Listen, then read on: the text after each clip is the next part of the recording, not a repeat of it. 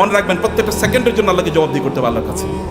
আল্লাহর কাছে আপনাকে জবাবদিহি করতে হবে প্রত্যেকটা সেকেন্ডের জন্য।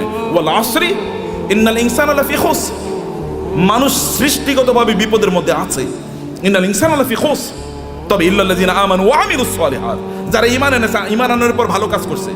যাকাত যদি ইসলামের তৃতীয় স্তম্ভ হয়, আমরা বলি নামাজ রোজা, নামাজ রোজা, আল্লাহ বলছেন নামাজ জাকাত, নামাজ জাকাত, নাকি আমরা কি বলি নামাজ রোজা, কিন্তু আল্লাহ কি বলেছেন নামাজ জাকাত। আপনি দুটোকে একসাথে বলেছেন। এই দুটোকে একসাথে আপনাকে যদি আপনি করতে পারেন, তাইলে তো আপনি ইসলামের 5টা স্তম্ভ আপনি পালন করলেন। আপনি 5টা স্তম্ভ কয়জন পালন করছেন এর মধ্যে আপনি বলেন, কেন 5টা স্তম্ভ আপনি পালন করলেন না?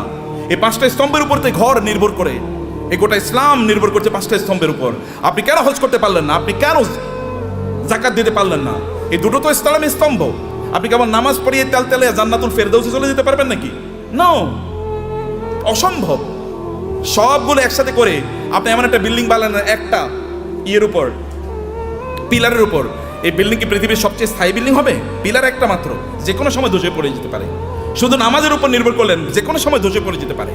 অতএব সবগুলোর উপর আপনার দিনকে প্রতিষ্ঠিত করা লাগবে।